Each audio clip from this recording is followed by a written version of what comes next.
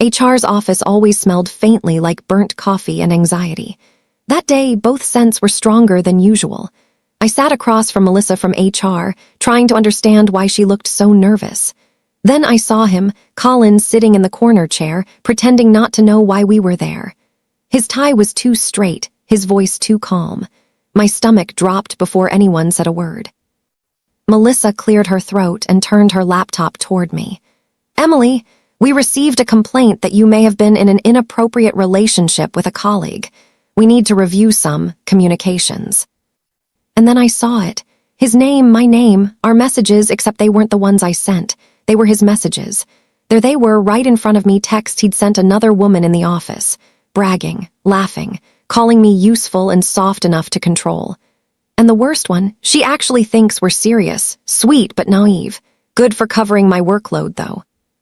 The room tilted. My ears rang. Colin stared down, acting like he was the victim. "Those are private jokes," he said quickly, glancing at me. She knew I was kidding. But I hadn't known. I wasn't in on any joke.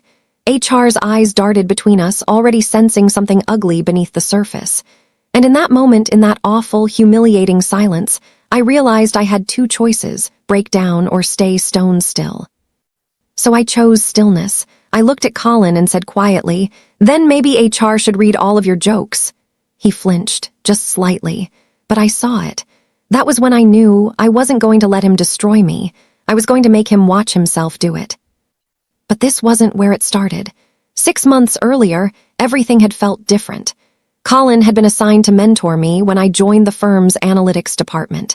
He had the kind of charm that made meetings feel like dates and late nights feel like teamwork. Always polite, always composed, the kind of guy everyone trusted instantly.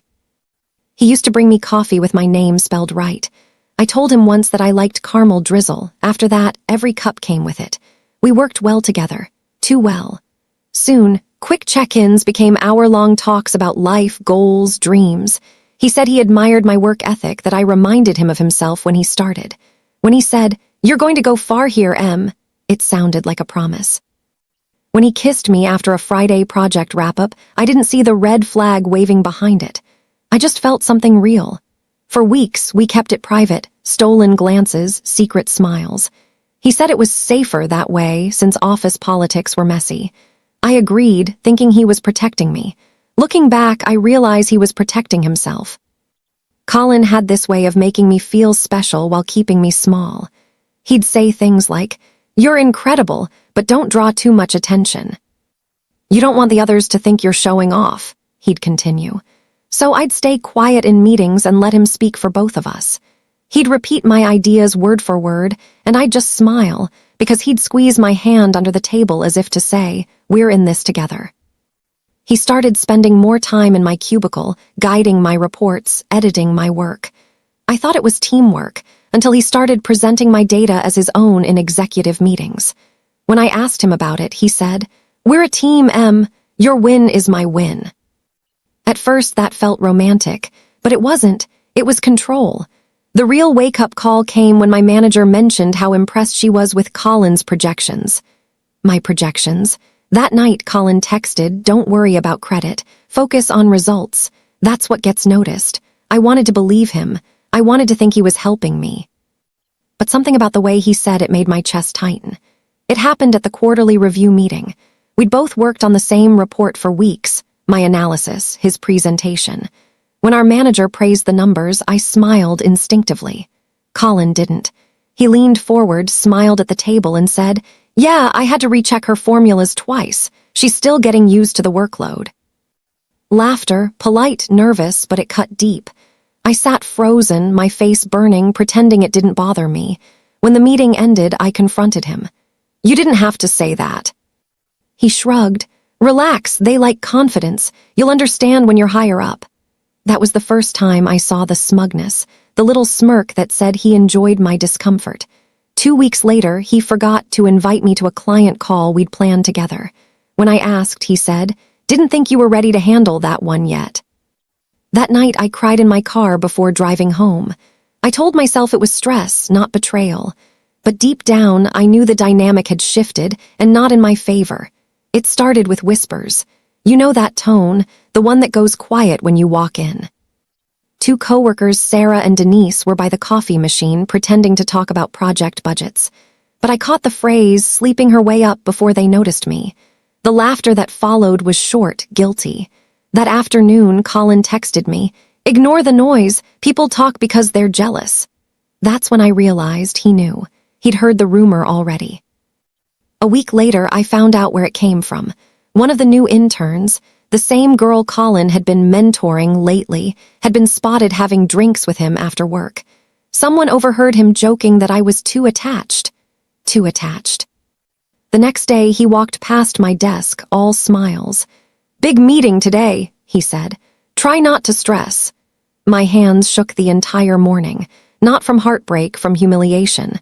The man who once said he loved me was now letting people think I was desperate. That's when the switch flipped. I wasn't just hurt anymore. I was angry.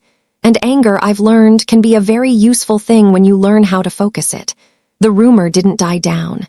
It multiplied. Every time I walked into a meeting, I could feel the glances, that quick flick of eyes between coworkers that said they know. Colin acted like nothing had changed.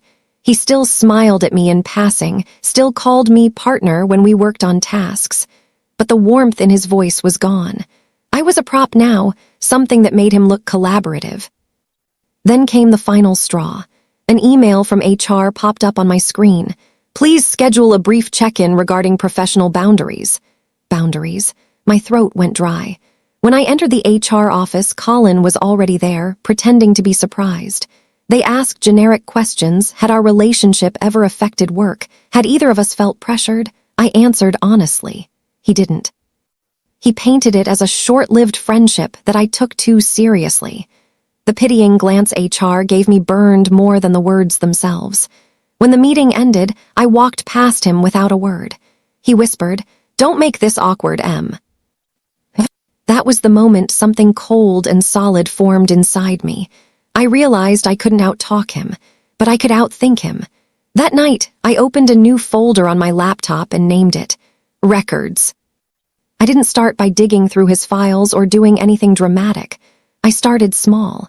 Every time Colin made a harmless joke at my expense, I jotted it down: date, time, witnesses. When he accidentally excluded me from project updates, I saved the emails. I began forwarding key documents to my personal drive, not confidential data, just evidence of my contributions. I wasn't sure what I was building toward, but I knew I needed proof. At first, it made me feel paranoid. Then one night, as I scrolled through my notes, I saw a pattern forming. Every time a project succeeded, Colin made sure my name was missing. Every time something went wrong, suddenly I was CC'd.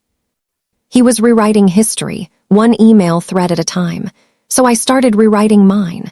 When I stayed late, I sent summaries of what I'd completed, polite, factual, time-stamped.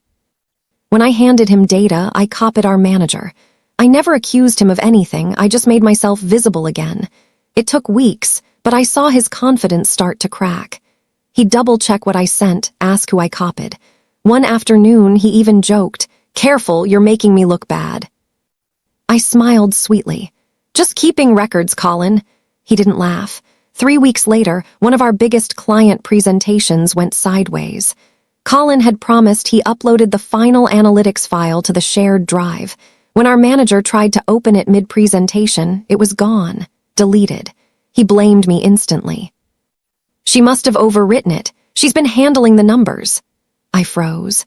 That wasn't true. He'd insisted on handling the upload himself. But before I could defend myself, I remembered something: my late-night summary emails. I'd sent one that very night with a time-stamped copy of the report attached. So I pulled up the message on my phone and turned the screen toward the room. The silence that followed was beautiful. Our manager cleared her throat. "Well, seems Emily did her part." Colin's jaw tightened, but he forced a laugh. "Guess I mixed up versions." After the meeting, he cornered me in the hallway. "That little stunt made me look careless," he hissed. I met his eyes for the first time in weeks. "Maybe you were careless." That was the day he realized I wasn't scared anymore, and that made him nervous. When the quarterly review cycle came around, I was sure Colin would find a way to block me. He'd always hinted that I wasn't ready for advancement. But this time, I wasn't leaving it to chance. I asked to be considered for a project lead role in another department. It wasn't a huge jump, but it put me one level above Colin and gave me direct access to compliance reports. To my surprise, I got it. The director called it long overdue. Colin congratulated me through gritted teeth. "Looks like all that over-documenting paid off," he joked. The new role gave me a broader view of interdepartmental communications. That's when I noticed something disturbing. Colin had been reusing portions of my previous reports in other clients' files without attribution. Some sections were copy-pasted word for word. It wasn't just unethical, it was risky for the company. I didn't go to HR right away. I started gathering proof. Each reused paragraph, each timestamp. I didn't want revenge, I wanted precision. But then I got a message from one of the junior analysts, the same intern he'd been mentoring. She wrote, "Can we talk privately? It's about Colin." That was the moment I knew the story was bigger than me. We met at a quiet coffee shop near the office. The intern, Lily, looked pale, nervous, like she hadn't slept in days. "I think I messed up," she said, twisting her cup. "He said you were fine with him seeing other people, that you two were just casual." I felt the old hurt sting again, but I stayed calm. "Did he say that recently?" She nodded. "And he's been asking me to send him draft reports from the client side. He says it's just to double-check data, but I don't think that's true." I kept my face neutral, but my pulse raced. "Do you still have those messages?" She hesitated, then opened her phone and showed me. Dozens of texts, manipulative, flirtatious, incriminating. One line made my stomach turn. "Don't worry about Emily, she's good at covering my tracks." That night I went home and stared at my screen for hours. My folder, records, had finally found its missing piece. It wasn't just about my pride anymore. Colin was using people, risking clients, and manipulating anyone who got close. And for the first time, I knew exactly how I was going to stop him. I didn't go to HR right away. I knew if I made a move too soon, Colin would twist the narrative again. He was too good at that. So I started quietly building allies. My first was Lauren, a senior compliance officer known for her calm and razor-sharp ethics. She'd always been kind to me, often staying late herself. One evening, while we were both waiting for reports to finish running, I casually mentioned that I'd noticed some file duplications between client folders. Her eyebrows lifted. "Duplications?" I nodded, pretending to be puzzled. "Could be a sync issue. Colin's name pops up on both, though." Lauren made a small note on her pad. "Interesting, I'll flag it for audit." And just like that, a quiet chain reaction began. By the following week, I started hearing whispers that compliance was reviewing data access logs. Colin was restless, packing during breaks, making extra coffee runs, snapping at junior analysts. He asked if I'd accidentally mentioned him to anyone. I met his eyes and said, "Why would I?" He smiled, but it didn't reach his eyes. "Because you've been different lately," I smiled back. "Maybe I've just learned how this office works." The next Monday, Colin surprised me by showing up at my cubicle holding 2 coffees. "Peace offering," he said, handing me one. "Let's not be weird, okay?" I wanted to throw it in his face. Instead, I took a sip. "Sure," he leaned on the desk. "Look, I know things got complicated. I never meant to hurt you. You're a good person, Em. I respect you." Respect? The word sounded rotten in his mouth. Then he added, "If HR ever asks, maybe just tell them everything was mutual, casual. I don't want you getting caught in some drama." That's when I realized what the coffee was really for. It wasn't an apology. It was insurance. He was trying to secure a preemptive alibi. I forced a small smile. "Of course, I'll tell them the truth." And I did. Every single word of it. That night, I forwarded Lily's screenshots to my personal email and saved them. I also printed a few copies and sealed them in an envelope. I didn't know when I'd need them, but I knew I would. Because if Colin was already rehearsing his defense, then something big was about to happen. 2 weeks later, during a cross-departmental meeting, Colin made a fatal mistake. He'd been irritated all day. Compliance had started running spot checks, and he was jittery. When our manager asked about the client report discrepancies, Colin blurted out, Well, Emily's been handling that side, right? Everyone looked at me. I calmly opened my laptop, projected the document history, and said, "Actually, the last editor was you." The air went cold. Our manager leaned forward. "Colin, is that correct?" He stammered something about version mix-ups, but the damage was done. His mask slipped for just long enough for everyone to see the cracks. After the meeting, he stormed into my office. "You're setting me up." I looked up from my keyboard. "No, Colin, you're setting yourself up. I'm just keeping track." He stared at me, jaw tight, then said softly, "You're not as innocent as you think." "Neither are you," I replied. It was the first time I'd said it out loud, and the first time he looked genuinely afraid. The next blow came from someone I didn't expect. Sarah, one of the coworkers who'd once gossiped about me. She pulled me aside one morning, looking guilty. "I thought you should know, Colin's been asking about what you've been doing after hours. He said you're acting unstable." I laughed bitterly. "Unstable," she nodded. "And he showed me an email, said it proves you're trying to frame him." I froze. "What email?" She hesitated, then said, "It was a draft never sent. Looked like your writing, but something felt off, like he copied it from something." That night, I checked my own drafts folder. Sure enough, there was a half-written note to HR, one I'd typed weeks ago but never sent, now modified and saved under my name on the shared system. He'd accessed it. I didn't panic. Instead, I copied both versions, mine and his, and sent them to my external drive. He wanted to paint me as a liar. Fine. But now I had proof he'd tampered with my files. By then, I'd built a timeline so tight it could hold up in court. I wasn't planning to sue, not yet, but I wanted to know my options. So I reached out to Danielle, an employment lawyer a friend recommended. We met after work at a small downtown cafe. She listened carefully, skimming through the printed texts and altered email copies. When she finished, she leaned back and said, "You've done everything right. Don't delete anything. Don't confront him again. And don't go to HR just yet." "Why not?" I asked. "Because if he's already manipulating evidence, HR might warn him before they act. You need to let him dig deeper, catch himself in his own lie, then strike." Her advice lit a fire in me. For months, Colin had controlled the story. But now I had a lawyer, evidence, and a strategy. When I left the cafe that night, I caught my reflection in the window. I looked tired but strong. This wasn't heartbreak anymore. This was preparation, and I knew the next move would change everything. Rumors started circling again, only this time, not about me. Lauren from compliance mentioned that Colin had been under review for data discrepancies. A quiet internal audit had begun. I didn't have to do anything. The system was already catching up to him. Still, I kept my composure. I smiled in meetings, offered help when needed, and played the part of the calm, dependable employee. Then, one afternoon, a coworker named Jordan, someone Colin used to bark orders at, stopped by my desk and muttered, "Whatever you're doing, keep doing it." The guy's unraveling. I raised an eyebrow. "What do you mean?"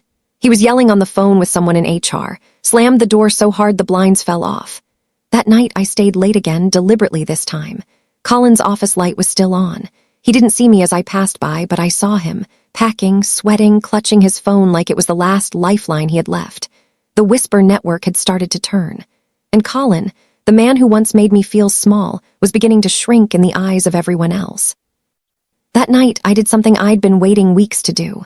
Using a company-sanctioned software tool, I requested a copy of my own digital activity logs from IT, something every employee is entitled to. It showed who accessed, modified, or copied my files. When the report came in, my heart raced.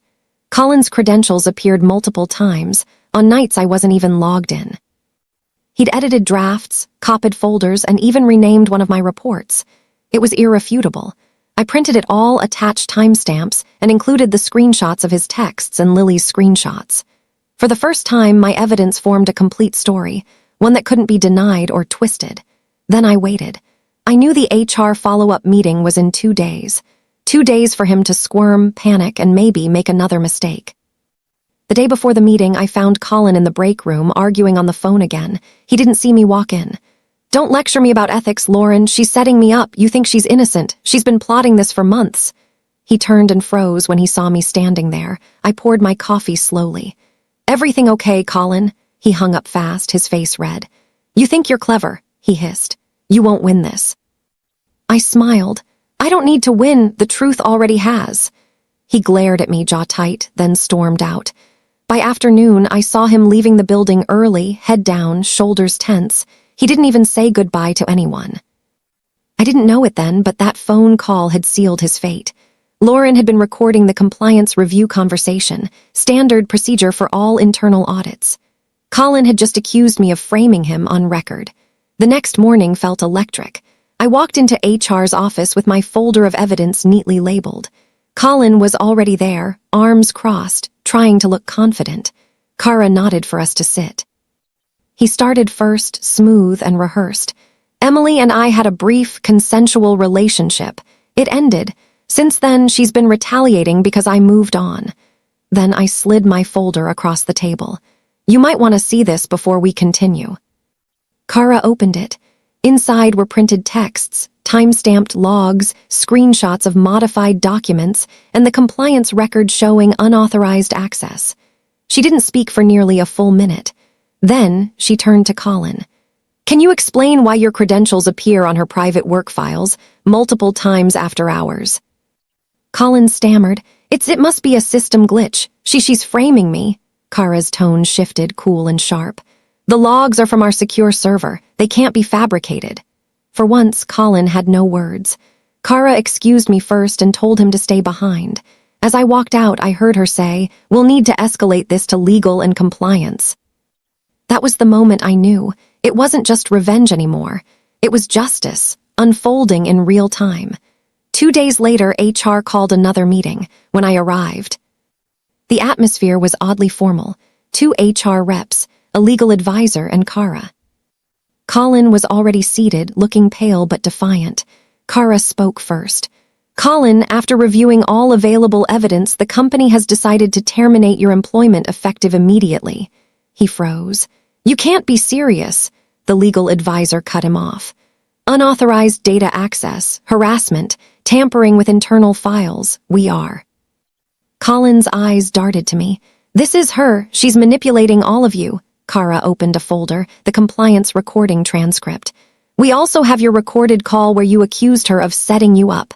"That was your voice, correct?" Colin went silent. HR continued, "You'll receive no severance. Security will escort you out after this meeting." When he finally stood, his face was a mixture of disbelief and humiliation. He looked at me, searching for some crack of sympathy. But I didn't flinch. He taught me how to hide pain behind a calm face, and now I returned the favor. As he left, I whispered to myself, "He made HR watch his texts, and I made sure they never forgot them."